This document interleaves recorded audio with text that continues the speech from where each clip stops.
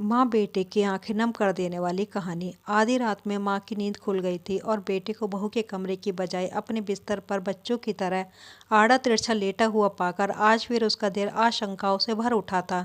बेटे के सर के नीचे एक तकिया लगा उसके माथे को सहलाते हुए वह धीरे से बुदबुदाई, अब तो कुछ परेशान सा रहता है। नहीं माँ, शायद माँ के स्पर्श से बेटे की कच्ची नींद खुल गई थी और वह करवट ले माँ के करीब आ गया था। पिछले महीने पति के गुजर जाने के बाद अब उसे भी गहरी नींद कहाँ आती थी। रातें तो यूं ही आंखें मूंद हल्की झपकियों में ही कट रही थी। ऊपर से बेटे की यह बेचैनी, आजकल जाने कब तो मेरे बिस्तर पर आकर सो जाता है। बहू से नाराज है क्या?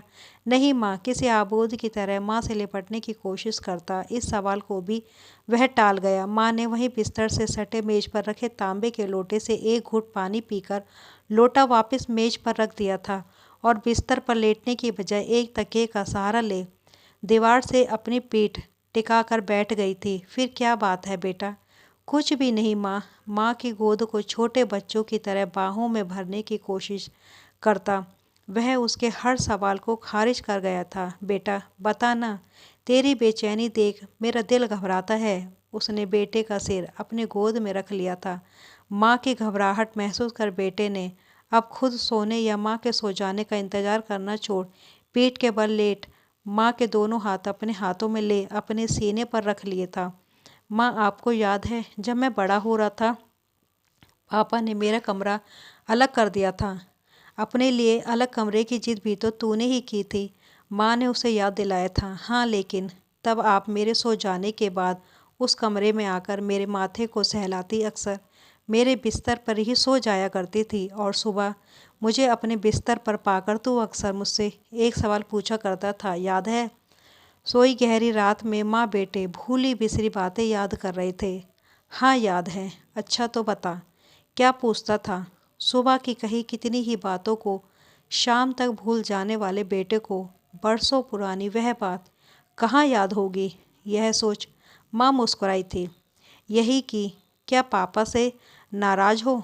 बेटे की अद्भुत याददाश्त क्षमता से रूबरू होती माँ को निस्तेज होता चेहरा अचानक एक अद्भुत मुस्कान के साथ कमरे की मदीम रोशनी में भी जगमगा उठा। पर बेटा, तुझे ऐसा क्यों लगता था? आज वर्षों के बाद शायद माँ भी शिद्दत से बेटे के मन की उस बात को जान लेना चाहती थी जिसे जानने की फुर्सत उसे आज से पहले कभी नहीं मिली। क्योंकि मैं आपको हमेशा पापा के साथ देखना चाहता था। पिता को याद करते हुए बेटे ने अपने सीने पर रखे माँ के दोनों हाथों पर अपनी पकड़ मजबूत की थी।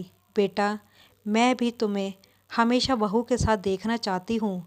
माँ ने झुककर बेटे का माथा चूमकर कहा। माँ, तब आप पापा को कमरे में अकेला छोड़कर मेरे पास क्यों आ जाती थी? बरसों बाद बेटा भी अपने मन की जिज्ञासा माँ के सामने रख रहा था। बेटा, डर लगता था कि अकेले कमरे में कहीं तू डर ना जाए। माँ, अब पापा नहीं रहे, मुझे भी डर लगता है। क्यों बेटा? माँ अपने बेटे का डर जानने को अधीर हो उठी।